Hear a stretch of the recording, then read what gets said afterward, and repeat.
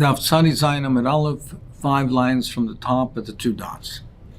We learned earlier in the Brisa of Machlokes Rav Yehuda and Rav Meir whether you can bring in new pairs of tefillin or only old ones. So we had one explanation of the Machlokes that it was totally we're concerned that the new ones are really kameas. Now the Gemara is going to have a new understanding of the Machlokes, and therefore it has no bearing on the halacha of tzitzis that we discussed earlier. So Gemara says, "V'hashta Tani Avud Shmuel bar Rav Yitzchak Elohen Yeshonis, what are old tefillin kol sheish bem ritzuas mekushoras?" That old ones are when they have the ritzuas and they have the knots, they have the proper tefillin knots. And chadoshas are new ones, yesh bem ritzuas v'loy mekushoras, but they don't have knots. Meaning, previously we understood that the cases be talking where in both cases, even the old ones, the knots were untied. And it was only if there was an impression on this yirtzuas, on the straps from the ksharim, from the old kesher. But both cases were talking where they did not have the kesher, as Taisus explained. But now he's saying that no, that the new ones have no kesher. The old ones are tied, are properly tied. So therefore, the Kuli Amaloi Torah Hinish, we say that everybody, it's not a question, everyone agrees that a person would not make a kameya, an amulet, in the shape of tefillin. Now that's not the consideration over here. The consideration is not, are the new ones really kameyas? That's not what our concern is. What is the shail over here? So over here, the issue is that it doesn't have a knot. So how can you bring in the tefillin if it doesn't have a knot? So as Taisus explains, therefore the machlokes is as follows. Rav Meir says you can bring it in. How can you bring it in? Because you can make an aniva. You can make a loop. You make a bow. So you don't make a proper knot, but that in itself is kosher for tefillin. That would be kosher for tefillin. And Rav Yehuda says, no, that you can't make a knot, you can't tie a knot, and therefore, since you can't tie the knot, you can't bring it in. Well, okay, don't make a knot, just make a bow. So Rav Chisda says, therefore, we must learn from here that a niva is possible with tefillin, that it's not an acceptable knot. And therefore, it's not kosher. If it's not kosher, then you can't wear them in that way. If it's not a kosher pred tefillin, you can't wear them. It's considered carrying, and you can't bring them in that way. That's one approach. Abaya says a different approach. Rav Yehuda is l'tamei, that he holds the Amra Niva Kshirim al Yasi. Meaning, really, I'll tell you that you could make an aniva, you could make a bow, and it would be kosher for tefillin. But that doesn't help you. Because Rav Yehuda is l'tamei, that he holds that making a bow is also asur shum kshira. Kaisher is one of the avos malachis, tie. Rav Yehuda l'tamei, who holds it's not only making a knot, even a bow is included in the malach of kshira. So it doesn't help you, even if it be kosher for tefillin, but you can't make the bow on Shabbos. So if the new ones, meaning that they don't have a knot and they don't have a bow, you can't even make the bow, so you can't bring it in because it would be considered carrying. So, well,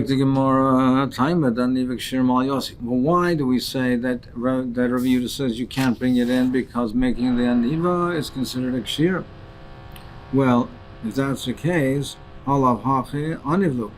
then you're saying, if not for that, you could make a bow. Meaning you're suggesting that for tefillin, the aniva would be kosher. It's only because of the Hilchos Shabbos that you can't make the aniva, because that's included in the malach of kosher. Rav Yehuda braid the Rav Shmuel bar Shilas made the Rav kesher shel tefillin. He says the kesher shel tefillin Allah l'maishem yisinai, that the kesher of tefillin has to be Allah l'maishem yisinai. Rashi learns that means the shin that you make on the bias, on the batim, and the shin that's formed on the batim, it's halach l'mishmi. In addition, it means also the dalit and the yud that are made on the ritzuas, on the back of the shel rosh and the shel yad. That's halach l'mishmi yisina. Taisus learns that the halach l'mishmi yisina is only the shin. Markol panim, that's halach l'mishmi yisina. V'amrav Nachman v'naveim labar. but the beauty, their ornaments have to be facing the outside. So Rashi learns, therefore, the shin has to be on the bottom on the outside. It can't be between the compartments. And Taisus is saying that what it means is referring to the on the ksharim, on the kesher. Then when you make the kesher, it has to be visible. The dalet and the yud have to be visible. And Taisus learns it's not halacha me'avshina. This is a separate halacha that the kesher on the ritzuas have to be visible. They have to be facing the outside so people can see it. But al kol panim, you see that therefore you have to have visible ksharim, and you have to have a proper understanding of the kasha, that you need proper kshira. Either that the way Rashi is learning, it's a halach l'maishmi sinai, so it has to be a proper kasher, or Tais is learning that it's an aveil labar, it has to be properly visible, but it has to be a proper kasher. The Gemara says no. Don v'laken kshira didu. You make a bow, but you make a bow in the form, in the shape of a kasher, and that would be sufficient. Now, a new halacha that regarding tefillin. Amar v'chastamar rav halekeach tefillin. If a person purchases tefillin, maybe she'ina mumcha, that has not been established as a mumchas, an expert, so you have to verify that it is kosher, that it's a person who wrote it is an expert. Therefore, boydek, you have to check it. Shtaim shel yad, v'achas shel rosh, or shtaim shel rosh, v'achas shel yad.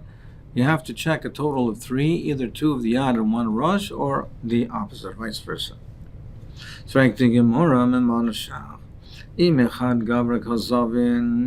you're purchasing it from one person, from one sefer, livdaik, oy sholosh shel yad, oy sholosh shel rosh. Why do you have to do part of your rosh, part if it's one sefer? Well, presumably if he knows how to do the shel rosh properly, he knows how to do the yad properly, and vice versa. And if you bought it from 2 or 3 different people, kol chad v'chad liboy bedika, then every tefillin should be checked, because if the different seifrim, so what if you checked 1 or checked even 3? How can you assume that the other ones are kosher? It's maybe from a different sefer. So just because some are kosher, that was from one sefer, this is from a different sefer. The Gemara says, lo ilam echad gavra zaven, we're talking where he bought it from one person. Even though it's one sefer, you have to know that the sefer is an expert to do both shel rosh and shel yad. Maybe he's an expert in one or in the other. Therefore, you check a total of 3. Part of some of them are shel rosh, some shel yad, and once you establish that 3 are kosher and 3 are proper, and it has both the shel yad and shel yad within the 3, you can rely on it.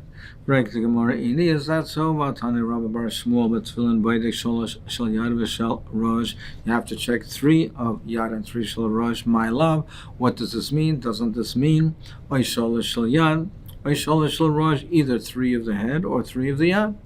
Where it says loy, that's not what it means. It means a total sholosh. It means a total of 3. Mehen shel yad, mehen shel rosh. It means a total of 3. Part of it has from the yad, and part from the rosh. Either 1 from the rosh and 2 from the yad, or vice versa. Reg the Gemara v'altani Rabbi Kahana betfilin boydek shtaim shel yad v'shel rosh, that you check a total of 2, 1 of the yad, 1 of shel rosh, not 3. It's a total of 2, 1 of shel yad, 1 of shel rosh. Gemara answers, Hamani Rebbe, the Amar betrays Zimna Havechazaka. He says, who are we going according to over here? That's according to Rebbe. There's a general machlokes, do you establish a chazaka 3 times or 2 times? But the basic principle is you check enough to establish a chazaka. Now, previously we're going according to not Rebbe, we were going to the Chachamim, and therefore we say that you have to check a total of 3. But over here, it's going according to Rebbe that says that 2 times have established chazaka. Therefore, once you've established, you've checked 2, 1 shall run yad and 1 shall rosh, you have a chazaka, because it's going according to Rebbe. Frek the Gemara Rebbe, if we're going according to Rebbe, Amud Seifa, well, it says in the Seifa, v'chein b'tseves hasheni, and in the second bundle, v'chein b'tseves hashlishi, and the third bundle, and also you check it, v'i Rebbe, shlishi mi isle, but if it's going according to Rebbe that 2 times establishes a chazaka, why are you checking the third bundle? Why? 2 times you already established a chazaka. Why are you checking a third bundle? More answers. Might Rebbe Tzvasim is might have been Tzvasim the mitrei las gavrazavin. Is might have been Tzvasim that you have to keep checking because it might have been from a different cipher. So even if you establish a chazaka in one bundle, but there might be different bundles from a different cipher, and even the third bundle might be also from a different cipher. So therefore, you have to check the third as well. Well, if that's the case, why stop at 3? Then, if you have different bundles, and each bundle might be from a different cipher, why are you able to stop at 3? Check the 4th one. Maybe the 4th one's from yet a different cipher, or the 5th one. So why should 3 be sufficient? It says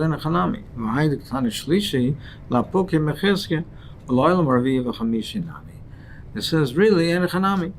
That's what it says. 3 is just to tell you that don't apply a normal chazaka of 2 over here. You don't apply a normal chazaka of 2 because they're from different cipher. And that's why it says 3, just to show you that here Rebbe, even though he says 2 times is normally a chazaka, but here it won't help because you have to be concerned it's from a different cipher. So it's just telling you don't rely on 2. But in Hanami, you would have to check more than 3 as well. You'd have to keep checking, and you'd have to check more than 3 as well. So the Gemara continues. The Mishnah said, "Matan tzvasim oy krichas." If he found a large number of tefillin, he found it in tzvasim or in krichas, in heaps or bundles. So then Mishnah said, if that's the case, what does he do? He doesn't bring them. He's machshech aleim. He stays with them until after Shabbos, until it's dark, and maviyim, and then he brings them after Shabbos. So, for the Gemara. My tzvasim, my krichas. What are heaps and what are bundles? Amar v'yirmarav. Hein tzvasim, hein krichas. Really, they're essentially the same thing. Tzvasim zuzi. When it says tzvasim, it means that there are many tefillin, and they are tied together in pairs. Each individual pair is tied together, and then the pairs are tied in one bundle. So the first tied in pairs and then in a bundle. Krichas, the krichan, 2 bundles, and it's a bundle of tefillin without them being tied together firstly in pairs. But the point is that there's a large quantity of the tefillin. So then the Mishnah says, you're machshech aleim, you stay with them until dark, and then you bring them after Shabbos. V'amai, v'amai, la'ilena zug. Why don't you just take each pair and wear them and bring them in? Amar Rav Yitzchak Breder Rav Yehuda Lededim Efeshelemine Da'aba. It was explained to me by my father. Kol she'ilam machzis and zug v'kalais kaidem shkei sachama machnisim zug. If the quantity of tefillin is not so great that if he would bring them in pair by pair, wear them and bring them pair by pair, he'd be able to bring them in before dark, then that's what he should do. So if he was able to do it before Shkia, before sunset, that's what he should do. Then he's machnis and zug. But if not, meaning he's not going to be able to bring all of them in, wear them, and bring them all the way in before the end of the day. Then machshech aleim mumviyan. Then just stay with them and then bring them in after Shabbos. Meaning, if any event he's going to have to come back, and in any event he's going to have to bring them back after Shabbos, just stay with them and bring them all back after Shabbos. Then the Mishnah continued, Ubesakana mechasan v'hailech. In the time of a sakana of danger, you just cover them up and you leave them over there. The Gemara Vatanya, we learned in a Brisa, Besakana me'lichen pachas me'arba amayis. It says in the Brisa, in time of sakana, you bring them and you don't cover them and leave them. You bring them, but you carry them less than Dalet Amos at a time. The Isser Deraisa of transporting in Rishus Harabim is Dalet Amos and one interval. You walk for less than Dalet Amos, you stop, then you start again and walk less than Dalet Amos and you stop. You stop in not just to adjust or lower, but you make a full stop. And then you continue walking in that manner until you come into the Rishus Hayochid, and to come to safety and to come to a safe area. Now over there, as we learned before, the Mefarshim speak out, you can't bring it into the Rishus Hayochid because then you have the problem of being machnis from the Rishus Haram to the Rishus Hayochid. You can't put it down, you bring it in and have somebody take it from you. But we allow this now, even though midrabanan it's also to transport that way in Rishus Harabim. Midaraisa it's mutar pachas pachas mirshud bin dalaram zeshus harab. Midrabanan it's also, but over here they were mekel for the covet of the tefillin, that the tefillin should not be bebezoyin. They were mekel. But al kolpanim it says over here that that's what you do. You don't cover it up. You do pachas midalaramas. Amarav leikasha habesakanas nachri habesakanas listem. There's a difference in the type of sakana. If the sakana is a nachri, that they're talking about nachrim that asked you from wearing tefillin and would be sakanas nefashos if they caught you with the tefillin, you can't take it pachas medalarams. You can't wear it either because they'll see you with the tefillin. There you cover it up. So to try to protect the tefillin, that it shouldn't be with Zion, hopefully they won't find it, and then you come inside, and you come back and leave them there. That's what the Mishnah is talking about. The Baraisa is talking about sakana's listim. So it's not a sakana that the fact that you have tefillin, it's that the listim are, we're afraid that it's a listim find you over there in that place, or if they find the tefillin over there, the tefillin will come to harm. So over there we say that if you can, you take it pachas ma'az midal amas. Don't leave it over there because the gangsters might find it and take it and be mevazit. Take it less than dalet amas, pachas midal amas, till you bring it to safety. And presumably in that case, what we're talking about is that he himself is not in a sakana under those circumstances, and we're not concerned that he'll be found by the listim. So therefore, in that case, it's preferable to do it in that manner and not to leave it there where there's a possibility that the listim will find it and be mevazet chas v'shalom.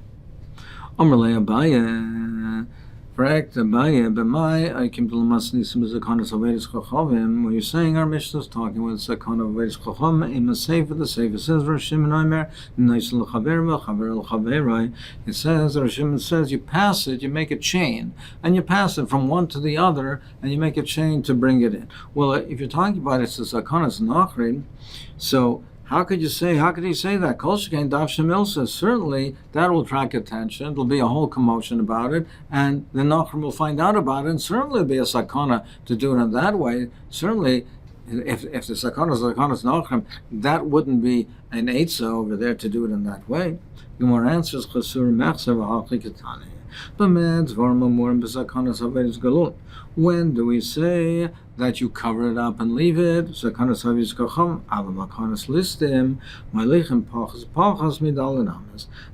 it's a sakanas listim, then you take it less intervals of less than dalet amos at a time. And on that, Rav Shimon says no. It's preferable to make a human chain rather than take it less than dalet amos at a time, which is an also d'Rabbanan, and we're concerned perhaps he will do it at dalet amos in one or more in one interval was a d'oraisa. It's preferable rather than doing that, make a human chain, pass it from one to the other, and bring it in that way. And that's what it's talking about. It's talking about Rosh Shimon is going on the case of sakanas listim.